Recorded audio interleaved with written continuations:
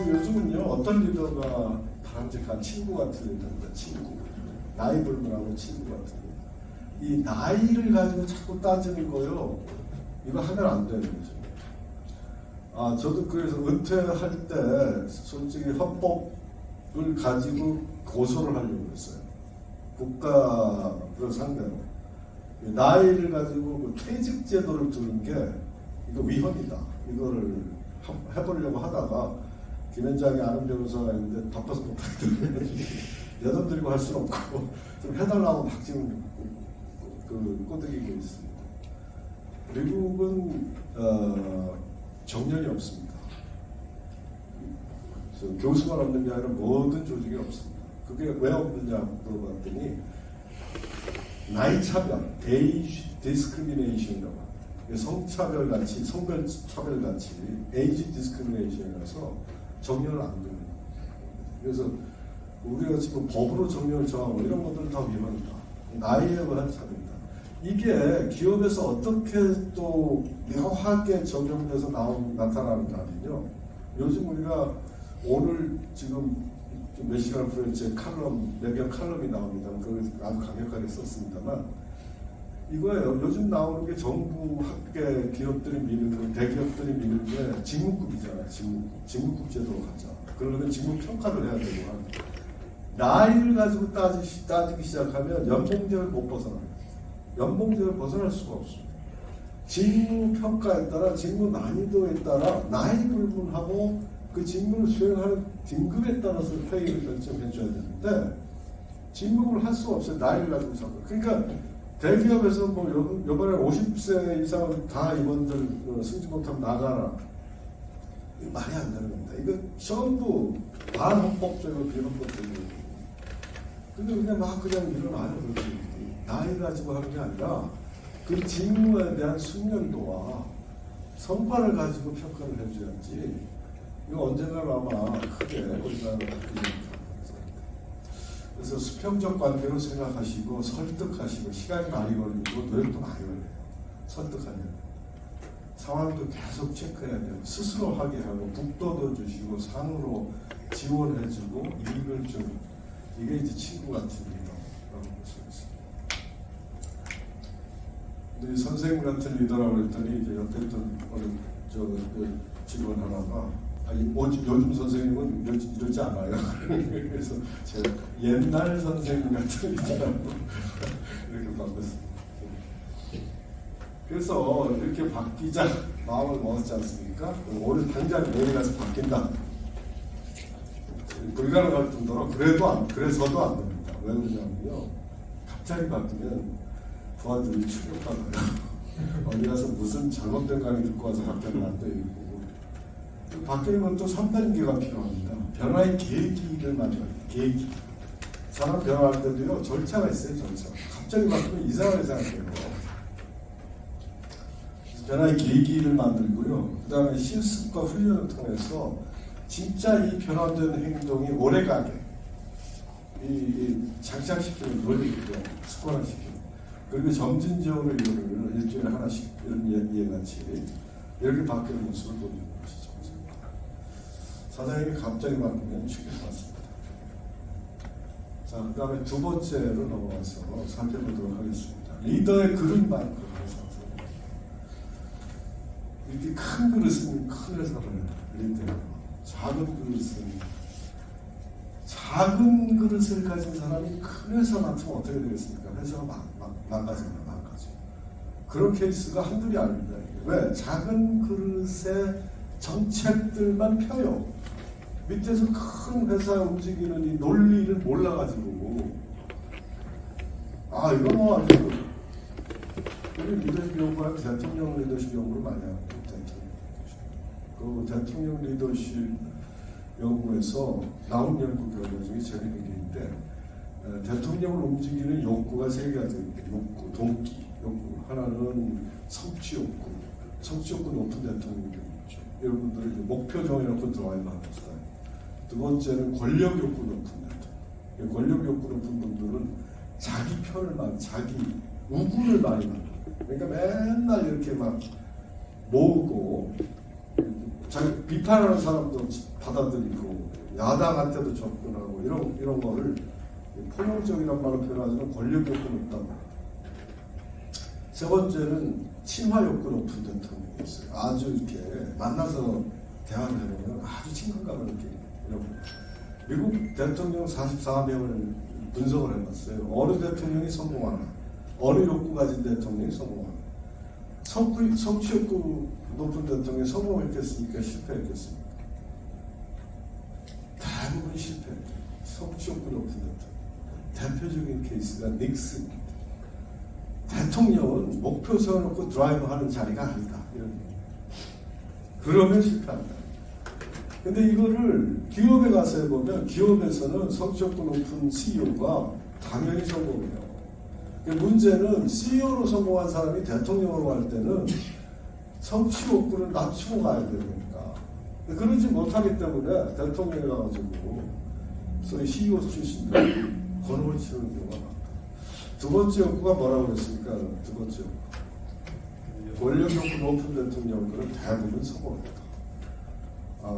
그 대표적인 예가 레이건 대통령. 사람 만나는 거 좋아하고 야당한테 전화하고 이런.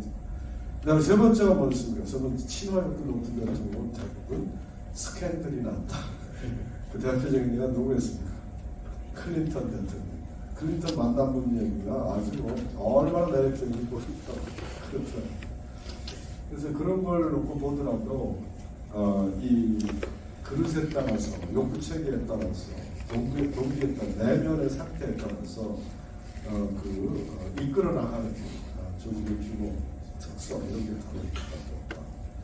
여러분들은 어떠세요? 여러분이나 여러분의 회사의 CEO 또는 소유 경영자는 큰 그릇인가요? 작은 그릇인가요? 한번 잘 생각해요.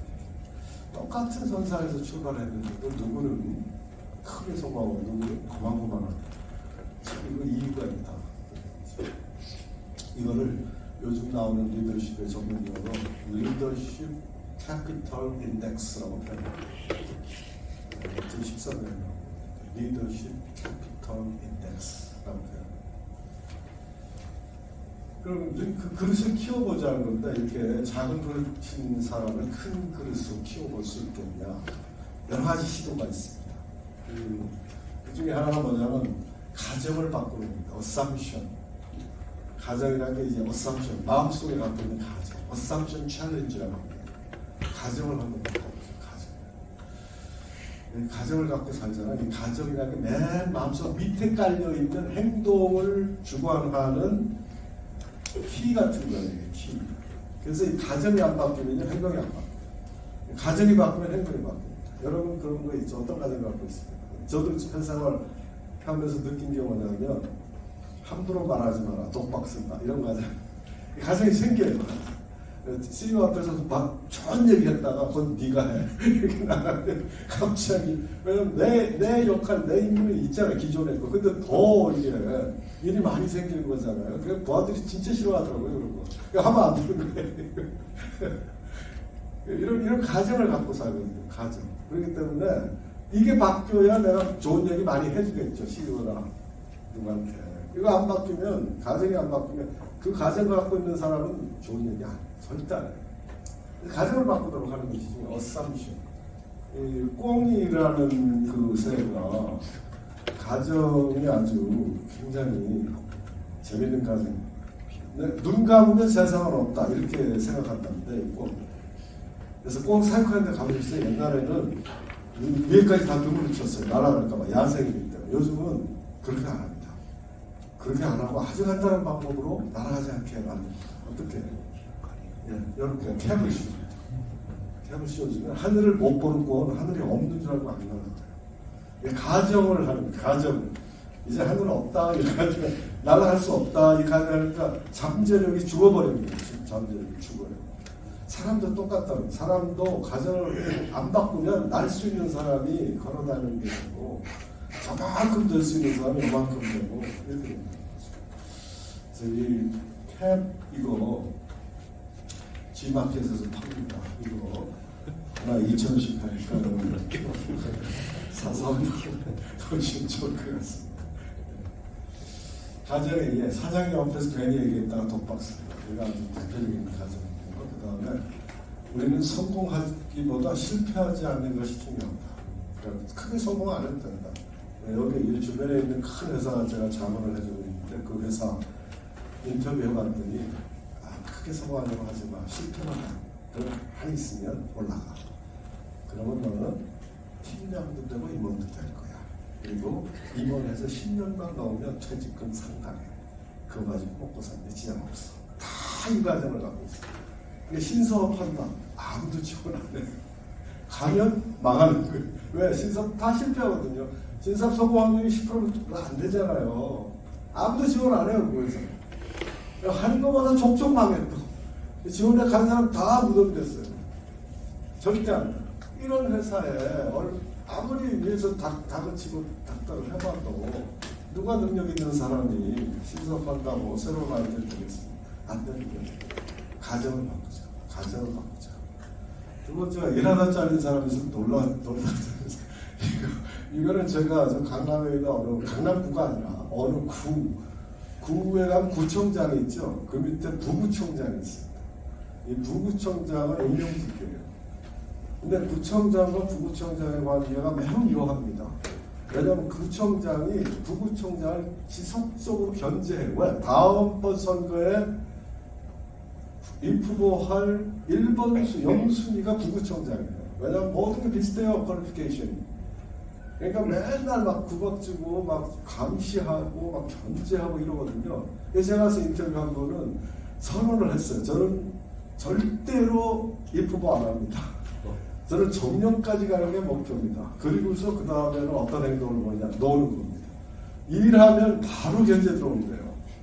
뭐 새로운 거 하면 바로. 그래서 저는 주변에 맛집이랑 맛집을 다 알고 있고 뭐를 먹으러 다니는 거 그냥 이렇게 이래가지고 저는 정년까지 갈 겁니다. 그 정년 5년 남겨놓은 사람이 있거든요. 나중에 보니까 무사히 정년 돌파했습니다 하고 문자 왔어요. 이 가정을 이렇게 갖고 있는 사람한테 뭐 우리 구를 위해서 뭘 해봅시다 안 하죠. 안 합니다. 가정을 바꿔줘야 된다. 그 다음에 CEO들이 갖고 있는 가정 중에는 부하를 믿을 수 없다. 이걸 이제 X이론이라고 하잖아요. 믿을 수 없기 때문에 통제할 수밖에 없다. 이렇게 나옵니다. 그리고 감시할 수밖에 없다. 믿을 수 있으면 위임을 해주지만 믿을 수 없기 때문에 통제 감시도 가능하고 내가 다 해야 되는 거고 믿을 수 없으니까 그 사람에게 맡길 수 없는 거고 이렇게 되잖아요. 그래서 이런 가정을 바꿔주지 않으면 이거는 그릇을 크게 만들 수가 없다. 그래서 이 가정을 바꾸자.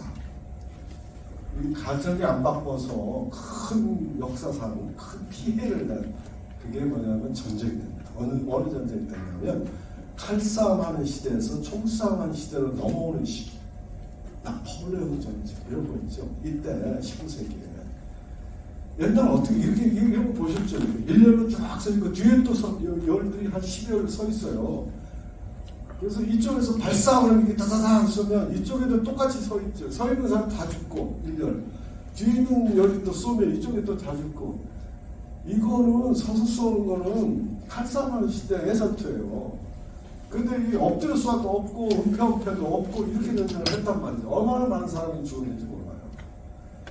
이 개념이 안 바뀐 거예요. 이런 식으로 전쟁을 해야 되는데 개념이 안 바뀐 거예요. 가정을 안 바꾼 거예요. 가정. 칼싸움하는 시대처럼 총싸움하는 시대에 전투를 했다. 그 가정을 가지고. 그래서 제일 큰 피해를 낸 게 미국 남북전쟁입니다. 남북전쟁 때 이 가정이 안 바뀌어서 어마어마하게 전쟁을 했다. 안 죽어도 되는 사람들이 무수히 죽어나갔다. 좀 엎드려서라도 쏘지. 왜 다리 뻣뻣이 서가지고 이렇게 쐈냐 하는 거죠. 그 다음에 세 번째입니다. 성공하는 리더는 전략에 집중합니다. 전략에 집중하는데 그러려면 위임을 해줘야 됩니다. CEO, 소규 경영자분들이 위임을 못한다. 아마 체감업계도 이게 이슈 중에 하나일 것 같습니다. 그래서 왜 위임을 해줘야 되는지, 어떻게 위임을 하는지, 위임하고 나서 어떻게 해야 되는지 그 두 가지 법칙이 바로 이겁니다. 대세 지장 없는 것은 다 위임하십시오. 이게 첫 번째 원리. 두 번째는 위임하고 나면 전략적 이슈에 집중하십시오. 요거만 지키면 위임할 수 있어요. 위임할 수 있어요. 위임을 왜 못하는지, 왜 못하겠습니까, 여러분? 특히 오너 되시는 분들, 위임 못하. 저도 작년에 회사 다녀보니까 오너가 다 하시더라고요. 그 다음에 막 어떤 때는 막 밑에 있는 직원하고 경쟁을 해. 누가 더 잘날까? 누가 더 일 잘할까? 그럼 밑에서 죽어줘야 돼. 밑에서 이기면 큰일 나죠. 자존심 상하죠. 그러면 안 돼요. 더하고 경쟁하면 안 돼요. 생각 경쟁, 실력 경쟁, 성과 경쟁을 하면 안 돼요. 더하들 위로해주고, 위해주고, 잘한다고 해주고, 인커리지 시켜줘야지. 그래, 네가 나보다 낫다. 이 생각해줘야지. 네가 나보다 나아? 이래가지고는 이거 안 되는 거지. 그래서 위임을 해주자. 첫 번째, 왜 못하겠습니까? 첫 번째 이유. 첫 번째 이유는 맡겨두면 제대로 안 돌아가더라. 내가 맡겼더니 제대로 안 돌아가더라. 대부분 이 생각 갖고 있습니다. 없다. 두 번째는 책임감이 없다. 그랬더니 여기 대기업들 인사팀 보고 있잖아요. 지금 엄청. 그 이유가 뭔지 아세요? 제가 잘 인터뷰를 해봤더니 다 해먹었다. 전문 경영인들이 다 해먹었다. 인센티브 시스템이 어떻게 되어 있습니까? 프로핏 쉐어링이잖아요. 그러니까 이익이 이만큼 나면 그 중에 한 20%를 잘라가지고 이걸 나눠가는 거예요.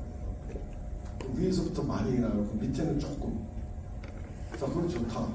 그러면 이제 모티베이션이 돼서 일을 더 열심히 하고 더 많은 성과를 내리라고 기대하고 더 많은 이익을 내겠다고. 요즘 같은 세상 어떻게 됐어요? 마이너스예요. 프로핏이 아니라 로스예요. 그러면 어떻게 해야 돼요? 성과가 그러니까 받으면 뭐 자르든 그렇지 않으면 그냥 유지라도 해야 돼. 근데 이걸 어떻게 하는지 아세요? 이 경영 전문 경영인데 제도를 바꿔요. 제도를 바꿔서 노력에 대한 인센티브 이렇게 나가는 거예요. 그래서 이 손실이 이만큼 났는데도 회사는 지금 휘청거리는데 현금이 없어서 거기다가 또 인센티브를 받아가려고 한다는 거예요. 전문 경영. 이게 말이 되냐? 부회장 사장님. 이게 말이 안 되잖아. 이렇게 돌아가면 이거는 뭘 해야 될지 심각하게 다 잘리는 거예요. 이번에 다 나왔어. 이래서는 안 돼요. 이게 이렇게 이런 사례를 보니까 오너분들이 못 믿겠다는 거죠. 놔두면 회사 거덜낼 것 같은 불안감, 걱정 이런 것 때문에 이런 거 같아요. 이게 바로 이겁니다. 내가 없으면 다 해보면서 믿을 수가 없다. 이런 것들이 이거 다 맞을 수도 있고 틀릴 수도 있습니다. 그러나 이것만이 문제가 아니에요. 더 큰 문제가 있어요. 그게 뭐겠습니까? 더 큰 문제. 이거 다 좋다. 다 이건 아니다. 그래도 위임을 못하는 건 뭐겠습니까? 이건 뭐냐면요. 맡기려 해도 내가 자꾸 습관적으로 개입이 된다. 맡기긴 맡겼는데 뒤돌아보니까 또 생각이 나서 물어보고 따지고 이러더라. 습관성이에요. 이게 뭔지 아세요? 이게 왜 그런지 아세요? 이게 이론이 있고요. 연구가 무지하게 되어 있는 거죠. 그게 뭐냐면 성격입니다. 타입 A 성격과 타입 B 성격이 있습니다. 이게 타입 A 성격이 컨트롤 성격이에요. 통제해야 직성이 풀리는 성격. 그러니까요, 매사 자기가 주도해야 되고, 자기가 앞장서야 되고, 자기가 제일 먼저 해야 되는 성격이에요, 성격. 이걸 타입 A 퍼스널리티라고 합니다. A형 성격과 B형 성격은 정반대. 다 알아서 하라고 그러고, 자기는 이제 헐헐. 늦어요. 모든 게 늦고, 막 반응도 느리고, 막 이런 성격. 이걸 B형이라고 그러고, A형은 드라이브하고, 도전하고, 매살 빠르고, 나보다 앞장서야 되고, 이런 성격. 통제 중심의 성격이라고 붙입니다. 혹시 여기 오신 분 중에 나는 A형입니다 하시는 분 있어요? A형. 이거 미리 개념을 말씀드리니까 다 피해가시는 것 같아요. 나는 B형이다 하십니다. 서학사님은 B형 맞아요. 제가 봐도 B형이에요. 제가 이거 같이 해봤어요. 해봤어요? 아니, 난 잘 모르고 해봤어요. 예. 이게 몇 년 전에 하버드 대학에서 조사를 했습니다. 20년 전에 졸업한 졸업생 A형 100명, B형 100명을 뽑아서 20년 동안 누가 성공한 겁니다. 사회에서. 가설은 A형이 성공할 거다. 왜? 드라이브하고 도전하고 열심히 하고 빠르니까. 가설을 세워놓고 조사를 했는데 결과를 보니까 B형이 더 성공한 것입니다. 이유가 뭐겠습니까? 이유는 간단합니다. A형 100명 중에 50명 이상이 죽거나 죽으려고 병원에 두고 있어요. A형의 비극이고 A형을 그래서 심리학자들이 별명을 붙여줬어요. 스트레스 지향적 성격. A형은요 아무것도 안 해도 되는 상황에서도 스트레스 뭔가 해야 된다는 강박관념에 시달립니다. 이게 에코스예요. A형. 그래서 제가 여기에 이거 설명 간단한 거 이건 약식 설명입니다만 되게 돌아가셔서 한번 해보세요. 지금 하시지 말고 아무사람도 가능합니다. 여기 쭉쭉쭉 올라보시면 저는 A형인 것 같아요? B형인 것 같아요? 여러분 보시면 A형. 아유 저는요 A형입니다. 이거 하면요 만점 나옵니다. 전부 8입니다. 전부 8. 서 박사님은 아실까요? 얼마나 바쁘게 사는 사람이지 지금. 그래갖고 제가 야 이거 안 되겠다고 해서 성격 바꾸자. 그래서 옆에 사는 B형 친구 교수 자꾸 만나서 당구도 치고 밥도 먹고 맥주도 한잔 먹고 이러면서 만나면 만날수록 증상이 악화되면서 어떻게 저렇게 살아? 그분 B-형 심대거든요. 어제 뭐 하셨어요? 놀았지. 오늘 뭐 하세요? 놀잖아. 내일 뭐 하시요? 쉬려고. 한 1년 내내가도 뭐가 바쁜 게 없는 그런 분이에요. 그러니까 A형이 그 모습을 보면 답답하죠. 그래서 굉장히 좀 이렇게 답답함을 느꼈던 분인데 이건 댁에 가서 한번 해보시기 바라겠습니다. 자, 그래서 문제는 뭐냐면 전략적 이슈에 집중하라는 게 이제 위임해주고 남는 시간을 전략에 집중하는 이게 포인트입니다. 그래서 이거를 회사의 경영에 큰 영향을 미치는 거 있잖아요. 이런 거에만 집중하십시오. 그리고 시기 놓치면 회복할 수 없는 손실이 예상되는 거 이런 거에 집중하자. 그리고 빠른 의사결정을 필요하는 중요한 일이 있습니다. 이런 것들에 이런 거는 자기가 책임지고 해주셔야 돼요. 그리고 구성원 스스로 곤란한 일, 굉장히 곤란한 거, 회사 경쟁력을 결정하는 핵심 사항입니다. 이런 것들은 리더가, CEO가, 소유주, 경영주가 직접 챙겨주셔야 돼요. 나머지 사소한 걸 대세에 지장 없는 걸 위임을 해줘. 이런 거에만 신경 써도요, 시간 없어요. 제대로 신경 쓰면. 분석해야 되죠. 사람 만나서 물어봐야 정보 얻어야 되죠. 여기에만 집중하시라고. 여기에만 집중 제발하시라고.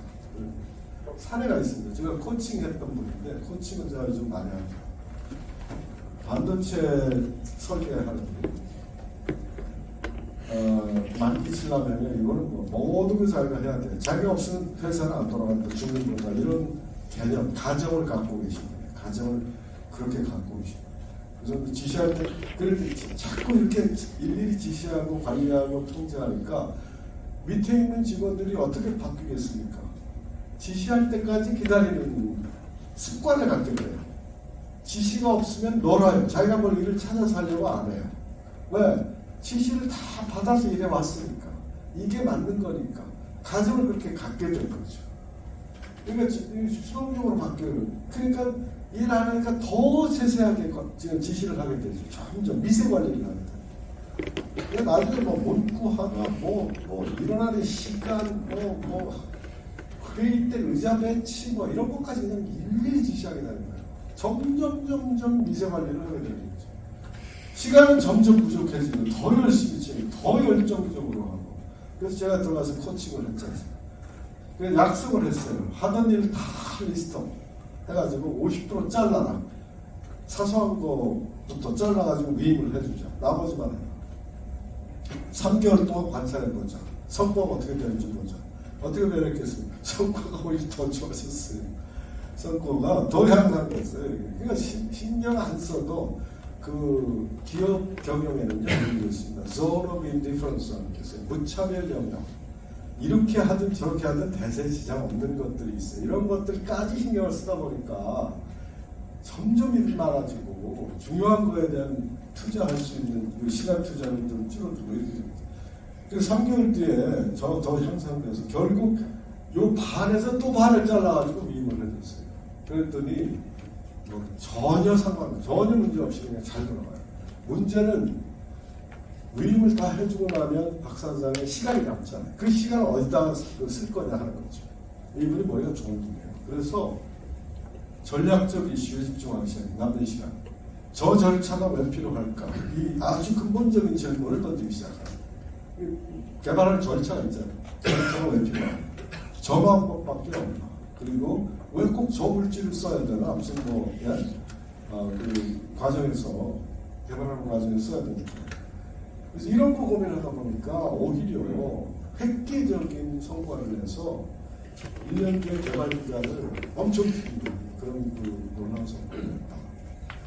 그러니까 이런 데 신경을 써야지 전략적 이슈에 그냥 자꾸 사소한 거에 타고 들어가서 지정을 하고 신경을 쓰기 시작하면 한도 끝도 없습니다. 이거는 모두가 공멸하는 방법을 하는 것이다. 그래서 여러분도 한번 그 방법을 찾아주시면 좋겠습니다. 리더십 코리아는 뭐 간단히 이제 광고 말씀 드려야죠. 이 교육을 제가 해보니까 전부 사기꾼 같더라고요. 제대로 교육을 안 하고 돈만 받아보려고. 그래서 제가 그 교육회사 1년 있다가 야 이건 아니다 해서 뛰쳐나왔습니다. 제대로 육성을 하고 교육해보려고. 효과 있어야 될 거 아니에요. 그래서 잘못 훈련시켜놓으면 아주 위험한 인물이 됩니다. 또 체계가 없으면 또 낭비고 과학적 연구 결과가 있다. 모델도 이렇게 만들고 또 이런 과정들을 만들어가지고 지금 교육을 하고 있습니다. 여기까지 리더십에 대해서 말씀드리고 그 다음에 사업에 대해서 잠깐 말씀드리겠습니다. 이 분야는 뭐 여러분들이 더 잘하실 수도 있어요. 고민하시는 분들이 더 잘하실 거예요. 절세 어떻게 하나? 제가 뭐 무슨 세무서도 아니기 때문에 정보 얻은 거를 위주로해서 말씀드립니다. YPO라고 혹시 아세요? YPO라는 단체가 있어요. 이런 거는 Young President Organization이라고 우리나라에서 매출이 1조 이상 되는 기업의 젊은 50이 안 된 40대 이하의 오너들의 모임입니다. 오너들. 가보면요 숫자 무지 많습니다. 그래서 이거 들어가기도 힘들어요. 추천이 있어야 되고 뭐 매출이 뭐 몇조 되는 게 못하고. 여기에 가봤더니 초미의 관심사가 절세예요. 어떻게 물려받을 거냐, 세금 들. 이게 아주 초미의 관심사입니다. 그래서 소그룹으로 만나가지고 서로 막 그냥 의논하고 뭐 정보 주고받고 굉장히 많이 합니다. 거기에서도 들었고 그 다음에 제가 이제 고문으로 있는 에이스 에코티 파트너스라고요. PB가 나쁜 PB가 많은데 이건 진짜 좋은 PB입니다. 진짜 좋은 PB. 지금까지 IPO를 많이 해줬고 또 직접 회사를 사서 리스트럭처링해서 IPO를 해서 했는데 본 주인에게 선택의 기회를 줘요. 나중에 IPO 해가지고 할 때 다시 경영을 하시겠다고 하면 다시 그분에게 팔아줍니다. 그래서 그렇게 해서 계속 빚내서 하다가 이거를 캐피털라이즈 해가지고 에퀴티를 이용해서 완전히 리스트럭처링해서 IPO 해가지고 본 오너가 다시 지금 그 회사를 소유하면서 경영하고 있는 회사가 무진경기라고 있습니다. 굉장히 잘 나가는 거예요. 그래서 이 회사에서 제 고문으로 있으니까 그저께 오랫동안 회의를 했습니다. 도대체 이거 어떻게 하냐 했더니 여기서 여러 가지 사례들을 주더라고요. 매출이 7천억인 IT 회사의 최회장이라고 있습니다. IT 회사 소유하는데 이분은 저도 아는 분인데 5년 전에 국적을 싱가포르로 옮겼습니다. 이유가 뭐겠습니까? 싱가포르는 뭐가 없습니까? 상속세가 제로입니다. 완전히 옮겨놨습니다. 그래서 이 사례를 가지고 얘기해봤더니 문제가 없냐 그랬더니 문제는 전혀 없는데 우리나라 국세청이 무지 괴롭힌다. 뒷조사부터 왜 사람은 여기 산단 말이에요 이분이. 그러니까 굉장히 많이 괴롭힘을 당하고 있다. 그러나 합법적으로 상속세를 피하는 방법이다. 싱가포르 국적 없는 것이 쉽지 않습니다. 그래서 여러 가지 구체적인 내용들은 에이센터티에서 저한테 연락하시는 거예요. 나중에 제가 이메일 주소 적어놨으니까 혹시 필요하시면 연락하시면 제가 연결을 그분도 도와주려고 했습니다. 전문가. 그 다음에 두 번째는 유통회사 박사장은 10년 전 요 방법은 많이 쓰더라고요. 일단 고용을 합니다, 자녀를. 그리고 인센티브를 성과로 이런 지급을 이렇게 한 10년 걸린다는 차곡차곡 그 배당을 이제 성과를 줘서 소유의 상당 부분을 요 방법이 있고, 그다음에 세 번째 사례는 이게 이제 아까 PE들이 많이 쓰는 방법인데 낮은 가격에 PE에다가 매각을 합니다. 지나치게 낮게 하면 바로 국세청이 들어오니까 리즈너블 해야 된다. 리즈너블한 가격으로 매도를 하면 그리고 그 돈 받잖아요. 현금은 이 김 회장이 주인 아들에게 현금으로 상속을 해줘요. 상속세 내고요. 그 다음에 PE가 펀드를 만듭니다. 펀드를 크게 만들고 그 펀드에 주니어가 상속받은 현금을 투자를 딱 합니다. 하면 이제 이 펀드의 오너가 되는 거죠. 그죠? 물론 PE도 투자를 하고. 그래서 해가지고 펀드가 A사의 주식을 다시 삽니다. 아시겠어요? 지금? 다시 사가지고 이걸 키워요. 쫙 키워서 여기서부터 이제 키우겠죠. 투자하면서. 키워서 다시 IPO를 해가지고 밸류를 확 끌어올리면 여기서 좀 처음에 상속세 내고 했던 거 이건 뭐 아무것도 아니다. 엄청 크게 이익을 볼 수 있다. 이게 이제 난구하는 펀드에 투자했을 때 여기서 밸류를 이 회사의 밸류를 이 펀드가 PE의 전문가들이 와서 회사 밸류를 확 올려줘야 되는 거죠. 요거를 전문가들이 이제 이 에이스 에코티가 상당한 전문가들 많이 해봤습니다. 그래서 지금 작년에 이 에이스가 회사 사서 엑시트한 게 4건이나 돼요. 그 중에 하나는 이제 테슬라라고 두산 또 하나는 프레슬리라는 미국 상장 회사인데 그 회사는 한국 타입에서 내려갔어요. 그런 식으로. 그래서 아주 재밌게 이거 한번 필요하면 에이스에 제가 연결해드리겠습니다. 물려받지 않으려고 합니다. 이건 세계적인 추세고요. 그럼 어떡할 거냐? 이 문제도 이제 에이스에 걸자고 많이 얘기를 했는데 유한양행 방식, 이 방식은 뭐 재단 만들어 놓고 겁니다. 지금 유한양행은 대주주는 유한공전인가? 유한대학이라고 있죠. 유한공전? 거기로 돼 있을 겁니다. 그래서 이 회사에서 제가 이제 몇 년 전에 이 회사 입사분이 오셨는데 발표를 하면서 사례로 유한양행 같이 주식을 상속해 줬더니 유한양행이 지금 못 컸다 그동안 수십 년 동안 저거밖에 안 되냐 이런 식으로 아주 비판을 많이 했더니 그 자리에 유한양행의 사회이사가 앉아 있었어요. 그분이 고대 교수님이 번쩍 손들더니 일어나가지고 또 막 항변을 하시더라고요. 그게 아니라 그러면서도 수긍하는 것은 회사가 잘하지 크지 못했다. 이거는 수긍하더라고요. 이게 어떤 문제가 있냐면 레퓨테이션 캐피탈을 얻을 수 있습니다. 명성자본이라는 겁니다. 명성자본. 정말 잘했다. 다 그러잖아요. 사례마다 나오잖아요. 그렇지만 진짜 회사를 컸느냐, 회사가 성장했느냐, 못하는 케이스가 훨씬 더 많습니다. 성장하지 못한 케이스. 그래서 이게 좋은 방법이냐, 이거에 대해서 상당한 부분이 문제가 있습니다. 그렇지만 아무튼 왜 성장을 못하겠습니까? 의사결정을 못한다. 큰 결정을 할 사람이 없어서. 그래서 아무래도 우리나라의 경우는 90점이 있어야 되는 거 아니냐 그런 생각이 듭니다.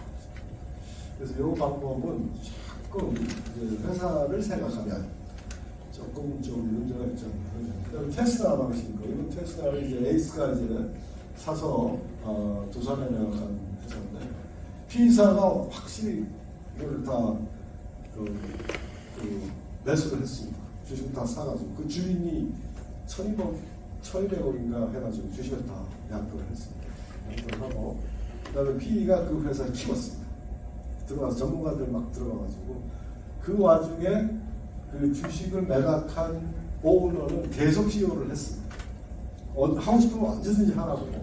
그래서 같이 키우는 건데, 그래서 막 키워가지고, 그 다음에 이제 그 두산에다가 매각을 하면서, 이 오너가 다 주식을 판 게 아니라 일정 부분 갖고 있었어요. 그래서 두산에 매각할 때 4배 정도가 업해서 받았거든요. 그러니까 본래 갖고 있던 분이 이제 더 큰 대박을 난 거죠. 그래서 이번에 완전히 엑시트해서 이제 뭐 하시는가 봤더니 그냥 폴로 쫓아다니 폴로 아세요? 폴로. 우리나라에 딱 한 군데 폴로 경기장이 있습니다. 이제 제주도에. 그 한중일 다 따져도 딱 하나밖에 없습니다. 거기에 폴로 하러 자기가 직접 하는 게 아니라 것도 구경하러 다니면서 시간을 보내고. 그 다음에 한생 방식이 있습니다. 이게 학교재단 설립해서 태제대학을 설립했습니다. 이런 꿈을 꾸시는 분들은 저희 태제대학 그 주도하시는 분들하고 가끔 만나서 이제 저녁도 먹으면서 얘기를 하는데 이 방법은 저는 권하고 싶지 않습니다. 특히 태제대학은 학부를 가진다. 학부. 그리고 전 세계 돌아다니면서 교육을 하고 뭐 이런 대학인데 저는 이거는 좀 바람직하지 않은 것 같아요. 저는 이거보다는 대학교를 만드시는 게 훨씬 낫습니다. 대학원만 있는 대학교가 있어요. 이거는 굉장히 그 이점이 많고요. 그리고 투자를 조금 해도 되고 효과를 크게 얻을 수 있고 서울 벤처대학 이런 것들이 이제 다 그 대학원 대학교에 해당합니다. 지금 아마 우리나라 한 50개 미만의 대학원 대학교가 있습니다. 보시면 이 방법은 잘 됐으면 좋겠습니다만 태제대학 설립해서 고생을 많이 하고 있는 걸로 알고 있습니다. 그 다음에 디즈니 방식입니다. 소유는 자녀가 하고 경영은 완전히 전문 경영을 뜻이고요. 간섭을 안 합니다. 이런 방법이 있는데 이거는 이제 미국식이죠. 완전히 미국식이에요. 미국은 대부분 이렇게 합니다. 그러면서 전문 경영인이 알아서 이걸 키워나가는 방법인데 이 회사가 이 상품화된다는 비판을 받습니다. 그래서 이거는 미국식이고 미국의 전형적인 모델인데 유럽 CEO들은 이걸 굉장히 싫어합니다. 왜? 회사의 스피릿이 죽어버린다.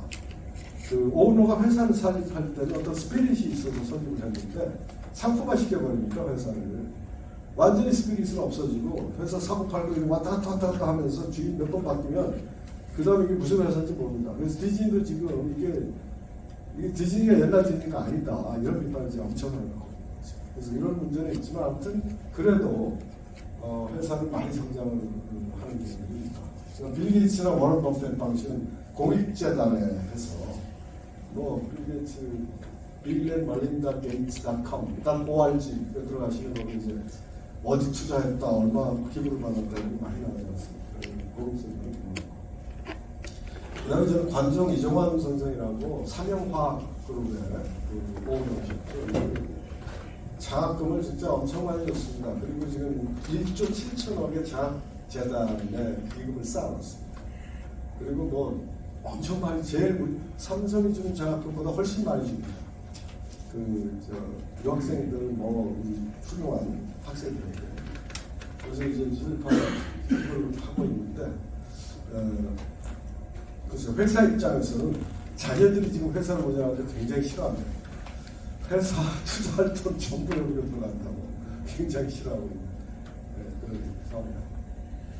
중요한 거는 결국 오너의 경영 인생 철학 이런 것들이 어떻게 개인에 따라서 방법을 선택하는 것도 여기까지. 혹시 뭐 연락을 네, 대단히 감사합니다. 저는 사실은 듣는 내내 너무 흥미로웠습니다. 그래서 제가 뒤쪽으로 봤더니 여러분들도 거의 집중력이 대단하시네요. 예, 백수님 진짜 유익한 내용이 재밌었습니다. 혹시 질문 있으시면 백 교수님한테 이 기회에 한번 뭐 질문이 할 거라도 한번 논의할 아젠다를 좀 던져주시면 좋겠습니다. 예. 시간이 너무 아니시면 여기서 뒤쪽에서 저희들이 커피를 좀 연말 세미나라 약간 좋은 커피 준비해놨습니다. 여러분 커피 마시면서 우리 백 교수님하고 약간 더 시간을 가지시죠. 네, 감사합니다. 여러분 박수 부탁드립니다. 감사합니다.